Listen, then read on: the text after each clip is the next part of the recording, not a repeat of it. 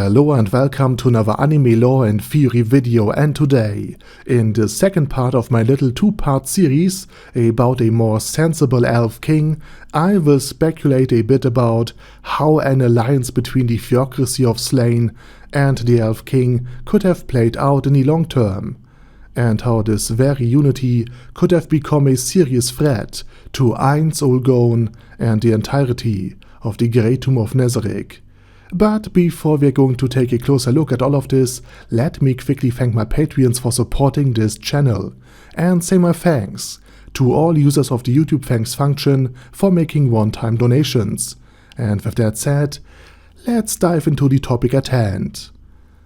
After both Slayn and the Elf King possess godkin, and the Elven Kingdom and Slayn live in peace and friendship, one of the many border conflicts and wars is now no longer an issue for Slayn.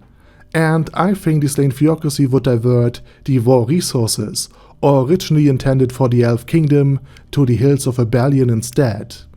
While this area is populated by half-humans and heteromorphs, they don't have a single godkin among them, just like the rest of the world. This would likely lead to their eradication over the course of the next couple of years, which in turn would secure the eastern border to the Holy Kingdom, the most concerning and only border the Holy Kingdom really has with any other nation or tribes. And this could lead then to reconciliation between Slayn and the Holy Kingdom, as both have had religious conflicts in the past.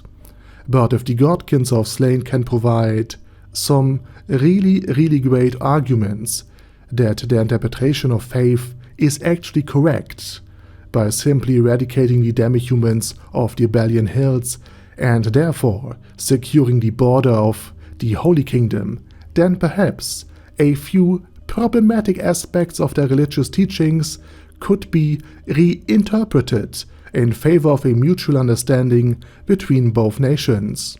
This then would also allow the Holy Kingdom to focus more on its economy and less on military concerns, turning this human state into basically a safe haven for mankind, where it could gather strength and grow its numbers.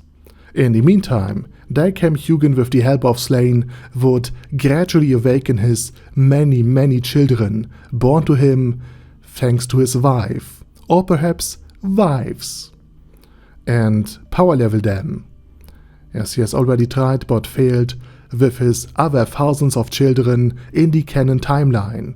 This would also result in the monsters and many threats in the vast forest of Ivasha gradually being eradicated due to power leveling, making the forest safer. Of course, there would be still some monsters here and there, hidden in far-off and remote regions, but nothing too dangerous would remain. Now, all the game that would usually have gone to the monsters would now fall in the hands of the elven settlements. The only problem is that the Elf King would eventually run out of monsters to power level his kids. This means that Dicam Hugin and the theocracy would take over the ever-collapsing Kingdom of Riestais much sooner in this alternative timeline. But this time, Slayn could actually conquer Riestais, as the Elf Kingdom would use the monster-infested forest near the border of Arkland as another training ground and ultimately as a new settlement. Now the Elf Kingdom would have positioned itself with its exclave between the theocracy and the Dragon Lords, protecting the demi-human-filled Arkland Council State, thus preventing a war between these two. Moreover, in this scenario, Slayn would have a much stronger negotiation position with Arkland, as they now have a powerful ally and several more godkins. Even the giant bonsai from the Forest of Top would be defeated a century before Ainz Ooal Gown could even arrive, and be processed into firewood or forged into new and powerful weapons. As not all godkins would be professional warriors, some would likely be smiths or regents. This means that the rich resources of the kingdom and the forests that would be conquered would also be well utilized, even a century before Renna. Someone could achieve a high standing, a high level of competence, giving them the power to excel and achieve many high levels, perhaps 60 or even 70, in fields like regent, ruler or merchant, making them more or less the equivalent to Renna, or perhaps even Demiurge and Albedo. Then the Balrog Empire would also fall under Slane's rule long before Jörgnulf could yield it to Ainz, as Luder Paradane would be swayed to Slane's side in exchange for being allowed to study magic together with the godkins. And with this by now, ever-increasing number of godkins, with their children and grandchildren expanding the bloodline, especially in the Elf Kingdom, a relatively simple defensive war would be fought against the Beastman nation to protect the Dragon Kingdom, instead of not being able to even send a single scripture like Slane was unable to do in the canon timeline. And many decades before Ainz's arrival, the theocracy and the Elf Kingdom then would have expanded eastwards. In the meantime, hundreds, if not thousands of godkins would emerge. And here's the main point. This enormous number of godkins would pose a real threat to Ainz Ooal Gown.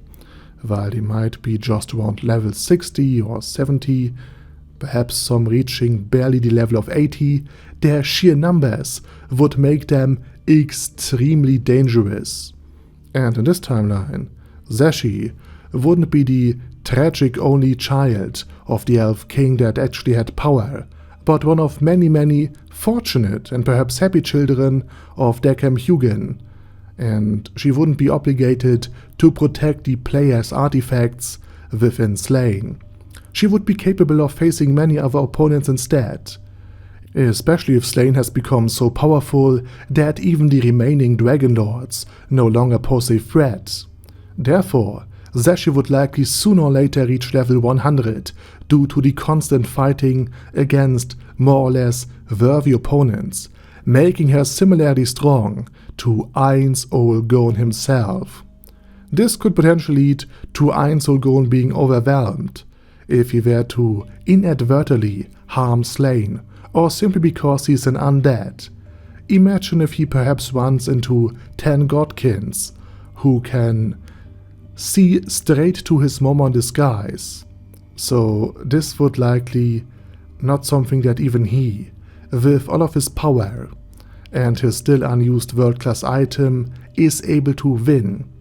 In this ensuing conflict, Slane would have even been in a better position, because they would control the entire continent's resources, while Ainz Ooal Gown would have to go on the offensive to secure more resources for skills unit production and the financing of its base, the Great Tomb of Nezarick. Bar players recognize this problem. Alternatively, Slane might realize that if Zoshana was also an undead overlord, then perhaps peace could prevail between the Great Tomb of Nezarick and the Slane theocracy.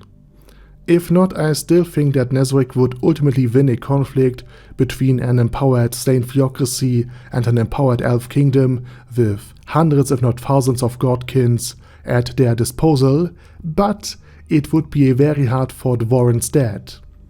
So in conclusion, Decem Hugin, the megalomaniacal and self-absorbed Elf King, tried to get his godkins through force rather than diplomacy. And while this approach ultimately led to his downfall, as he was defeated by his very own daughter in an act of poetic justice, he potentially actually could have succeeded if he would have pursued an alliance with the theocracy instead. But that's just my opinion. What are yours? Let me know down in the comment section. And while you're writing, let me quickly say thank you very much for watching, and special thanks to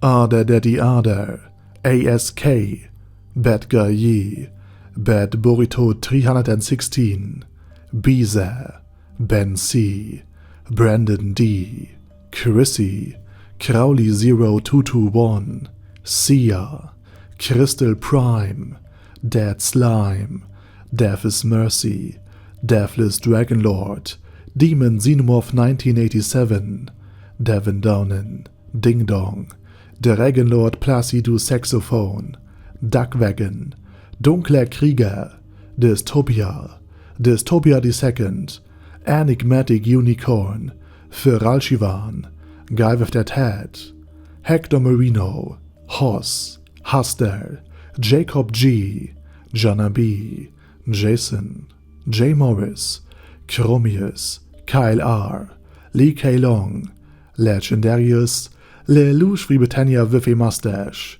Lexus Fox, Lord Nishikian Rai, Lord Touch Me, Love Razor, Merovec, Mr. Shoes, Mr. Tweaker, Michael R, Michael Y, Nope, Oh Hell No, Normal Toad, O'Kill, Overlord General Gasper, Paddy Pantum, Personage, Primus 11, Rhinomere, Q&A Caracos P, Shergox's Daddy, Shadow Lightning Wolf, Shrine Keeper, Super Tier Magic Batista Bomb, Supreme Cheese, Staris, Ted, Texas Deer, The Orc Warboss, Rak Edsmeshar, T.E. Wang, Vash Hawkeye, Vegito27, Venture Fanatic, Wilhelm, Xenukai, and Zonagon. Thanks guys. Anyway, have a nice day, and I hope to see you all again soon under my next video.